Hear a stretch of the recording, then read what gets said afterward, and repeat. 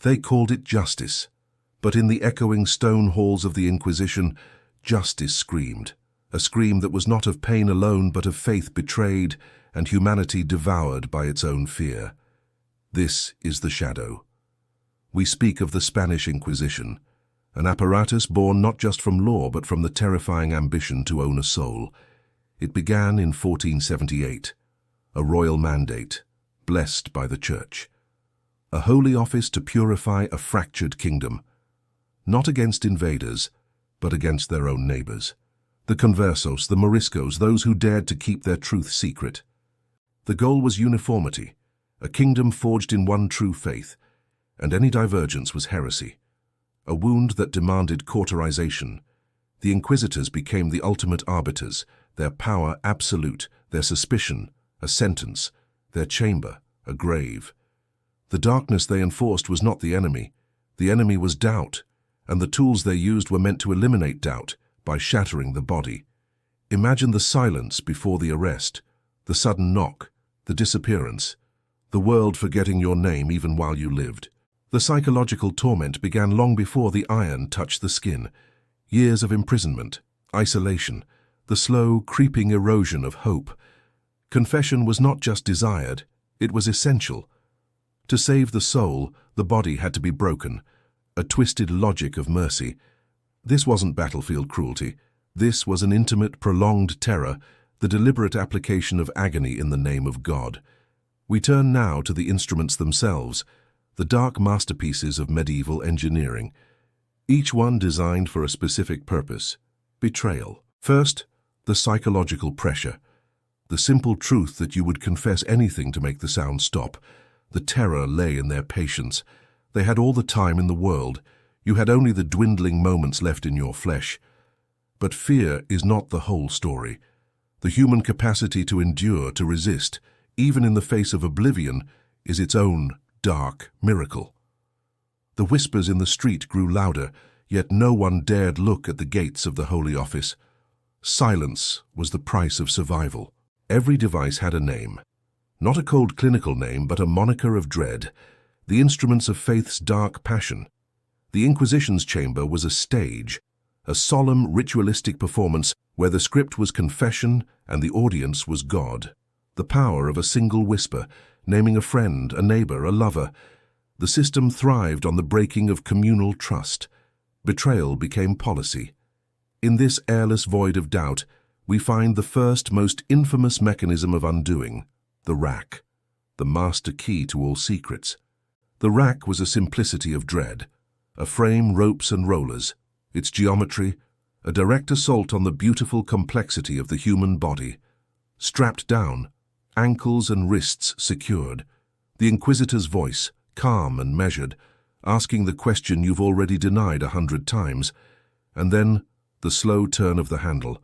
Not a sudden, sharp pain, but a gradual, horrifying stretch. The ligaments begin to scream, the joints pulling apart, the pop of a shoulder, the impossible length of an arm, the body becoming a map of unbearable agony. Confess, save your soul. The voice echoes, distant, almost gentle, but the body is already gone, lost in the white fire of the pain, but in the echoing stone halls of the Inquisition. Justice screamed. The rack was universal. But the Inquisition's dark genius did not stop there. They customized the despair. They innovated pain. Consider the strappado, simpler perhaps, but equally effective in its devastating simplicity. The hoist of despair, hands tied behind the back, a rope attached, and then the hoist, a sudden, violent ascent toward the ceiling. The victim hangs suspended. The body's entire weight is borne by the shoulder joints, the ultimate betrayal of gravity. Sometimes they'd strap weights to the feet, such a brutal way to ensure compliance. Shoulders would tear from their sockets, sinews ripped apart, dropped and then caught, over and over. The repeated trauma that leaves the victim crippled, broken, but most agonizingly, still alive. This was the true horror, the legalization of agony. Everything was meticulously recorded. The time, the degree of rotation, the confession. No blood was spilled during the tormento. The Inquisitors were careful. They couldn't be murderers, only spiritual surgeons. now an instrument less common in Spain, but a symbol of the era's relentless cruelty. The Iron Maiden, the embrace of cold iron, a hollowed sarcophagus lined with sharp spikes, designed not for immediate death, but for the agonizing pressure of 1,000 tiny wounds. Imagine the clasp closing, the inability to move, the cold metal against your face, the spikes pressing, drawing blood only slowly. It's a claustrophobic hell, a forced silent reflection on your sins, pressed into you by the very mechanism of judgment. And then, the most bizarre, the most visually unsettling, the Judas cradle, a device built upon the foundation of sleepless dread. The victim is hoisted by ropes and lowered onto the point of a sharp wooden pyramid, slow, intentional, a geometric terror, the sheer weight of the body pressing down, the agonizing point slowly penetrating the flesh. Sleep became a death sentence, lowered, then raised, the constant burning impossible pressure, the ultimate test of stamina against a deliberate systemic violation. These were not just tools, they were symbols of absolute authority, a reminder that the power of the state and the church were one. Yet history is not a chamber of horrors alone. We must remember the humanity that was forced to witness it, the tormentors themselves. Were they monsters, or men consumed by a faith that justified their actions? The abyss looks back. It is an easy dismissal to call them evil. It is harder to confront the truth. They believed they were saving souls through the temporary destruction of the body.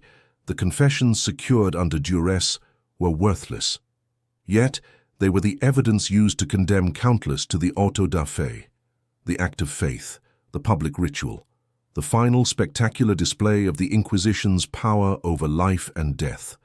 The victims marched in San Benitos, robes of shame, their public humiliation, a lesson etched in the memory of the onlookers. The psychological damage was complete. The victim had not only broken their own body, but had publicly confirmed their own guilt. The flames rose, not just of wood, but of the fear that gripped an entire nation. The fire that burned away doubt, and with it, human freedom. The Inquisition's reign of terror lasted for centuries. It became a pervasive, invisible force, the architecture of paranoia. Children were taught to fear their own tongues. Neighbors watched neighbors. Silence was the only acceptable testimony. And the church, the guiding light of faith, became synonymous with the darkest methods of coercion. A complex, painful history. The inquisitorial procedure became a dark model, secret accusations, no right to counsel. The identity of the accuser, a closely guarded secret. Imagine being stripped not just of your freedom, but of the very right to know why. Fighting a ghost in the dark. The legal system was inverted. You were guilty until proven innocent, and the only proof of innocence was a confession of guilt. The devices were not constant. They were a threat. The fear of the device was often enough. The sight of the chamber, the smell of the damp earth, the inquisitor's questions. Have you performed any Jewish rites? Have you used holy oil incorrectly? Do you doubt the nature of the host? It was a theological existential trap, a net cast over the mind to prove what could only be true in the most broken of states. Yet there are stories of defiance, of men and women who endured the unimaginable and refused to speak the required lie. The story of a simple farmer, whose name is now lost to us, who even after the breaking of his limbs only whispered, "I know no heresy." Their defiance was a silent, devastating critique of the entire system, a small human victory snatched from the jaws of the absolute. The Inquisition's shadow stretched far beyond Spain. Its methods echoed in the trials of witches, the persecution of minorities, the very concept of thought control. It is a grim reminder that power, when coupled with absolute certainty of belief, becomes the most dangerous device of all. The devices of the Inquisition eventually fell silent. The institution was finally abolished in 1834 after centuries of influence, but the devices remain, preserved in museums, mute witnesses to an age when faith and terror became tragically intertwined. The cold iron, the rough wood. They tell a story not of technological advancement, but of moral regression, a story of human frailty, the fear that causes one to betray, and the ambition that causes one to demand the betrayal. The silence in the museum halls is heavy. It's the silence that followed the screams, the silence of a culture processing its own dark memory. And as we look upon these instruments of terror, we must ask the fundamental question: what is the price of uniformity? Was it worth the broken bodies, the shattered trust, the generations raised under the suffocating blanket of perpetual suspicion? History does not allow us to forget. The shadows of the Inquisition are long, reaching into every era that demands absolute loyalty. The battle was never simply over belief. It was over control, the power to define reality and to enforce that definition with unimaginable pain. The torture chamber was the ultimate tool of the state, a laboratory for proving that the spirit could be broken by the systematic destruction of the flesh. But the human spirit, like fire, cannot be fully extinguished. Even from the ashes of the orthodoxy came the slow, defiant rise of reason. The fear of the Inquisition did not vanish overnight. It burrowed deep into the cultural DNA of Spain and beyond. The memory of the scream is a lesson, a terrifying instruction on the dangers of unchecked power in the hands of the devout. We look back not to sensationalize the pain, but to honor the silenced voices, the thousands who became collateral damage in a theological war. Their names may be lost, their faces forgotten, but their suffering has left an indelible mark on the concept of justice itself. It forced a confrontation with the very nature of human cruelty. How far can a man go when he truly believes God is on his side? The devices were simply extensions of that belief, cold, hard manifestations of a faith that lost its way in the maze of its own power. Think of the final moments, not of the devices, but of the betrayal of the senses, the absolute inability to trust the very ground beneath you. And the final great paradox: the Church sought to save the soul of the heretic by inflicting a torture that risked his soul's damnation through lies. The judiciary of the absolute is not confined to history. Its spirit lives on in any system that prioritizes ideology over humanity. The rack, the Judas cradle, the Iron Maiden, they are cautionary relics, shrines to the madness that is born from forced consensus. For true faith requires no iron to enforce it. It lives in the heart, not in the breaking of the bone. It demands freedom, not fear. The whispers of the condemned still echo in those damp old stones, a ghostly, continuous prayer for mercy that never came. We may never fully comprehend the terror, but we can learn from it. We can vow to recognize the shadow before it envelops us all again. Let the memory of the Inquisition not be a tale of monsters, but a deep, sorrowful reflection on the monsters we allow ourselves to become. The end of the Inquisition was not a triumph of good, but a slow, weary recognition that terror cannot sustain a unified soul. The greatest devices ever wielded were not wood and iron, but silence, suspicion, and the secrecy of the accuser. The price of breaking the body is evident. The price of breaking the spirit is immeasurable. It leaves a wound that spans generations. Today, the Inquisition is a ghost story, but every ghost story holds a dark truth. Beware the absolute, beware the call for uniformity. They sought to create a single perfect light.